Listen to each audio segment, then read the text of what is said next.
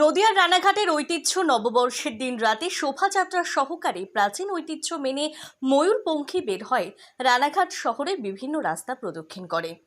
বহু বছর ধরে ময়ূরপঙ্খী হয়ে আসছে রানাঘাট ঘোষ সম্প্রদায়ের মানুষ। তারা নববর্ষের দিন গরুকে স্নান করিয়ে পরিষ্কার পরিচ্ছন্ন করে নববর্ষের দিন গরু গাড়িকে ময়ূরপঙ্খী সাজিয়ে শোভাযাত্রা সহকারে বের করা হয়। ময়ূরপঙ্খীর ওপর কবিরা তারা কবি গান করতে করতে যান।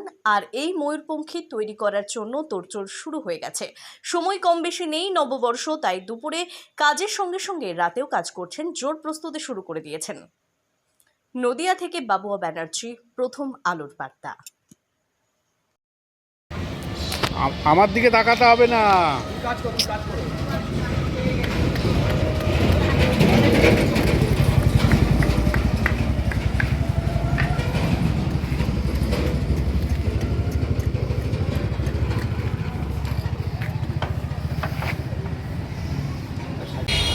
এটা আমরা এই ময়ূরপঙ্খীটা কত বছর ধরে হয় কেউ বলতে পারে না। আমাদের বাপ ঠাকুরদার আমলে হয়ে আসছে। এটা গরমের জন্য আমরা এইভাবে কাজ করছি। এখন রাত জেগে আমরা করি কাজটা। আর আমাদের এই ঘোষ সম্প্রদায় এই পয়লা বৈশাখের দিন আমাদের গরু গোয়ালে স্নান টান করিয়ে পুজো করি, শিব ভগবতী পুজো করে আমরা এখানে মন্দিরে শিব ভগবতী পুজো করি। আগের দিন ঠাকুর নিয়ে আসা হয়।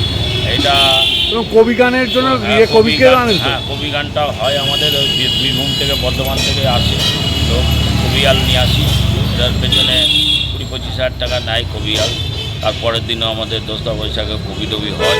মানে এখন প্রস্তুতি তুঙ্গে, তাই তো? হ্যাঁ, প্রস্তুতি তুঙ্গে। জনসাধারণের গরমের জন্য কি কাজ করতে পারছেন, তাই রাত্রে করছেন? হ্যাঁ, রাত্রিরে করছি। কী নাম আপনার? আমার নাম হচ্ছে তপন ঘোষ। আমাদের আরও ছেলেপিলে আছে, সবাইকে নিয়ে, সবারই সহযোগিতা নিয়ে পুরো রানাঘাট সবাইকে নিয়ে রানাঘাটের সবাই বাঁচি নিয়ে সবাই চাই এই জিনিসটা হয়ে থাক। কতদিন আর রাখতে পারবো আমরা বলতে পারবো না। আমাদের যদি সবাই সহযোগিতা করে কিছু কিছু করলে আমাদের এত চাপ সৃষ্টি হয় না। তারপরে নিজেরাও কি এটা রানাঘাটের ঐতিহ্য আমরা মাঝে বন্ধ করবো বলেছিলাম, তা পাবলিক বলছে না বন্ধ করবেন কেন, আমরা আছি, সহযোগিতা করব। কিন্তু তাদের দাঁড়ে তো যেতে হবে। সে মানুষ সেরকম নেই, ছেলেপিলে সেরকম নেই। যতটুকু পারি আমরা যাই, দিয়ে এই জিনিসটাকে তৈরি করে আমরা বের করি।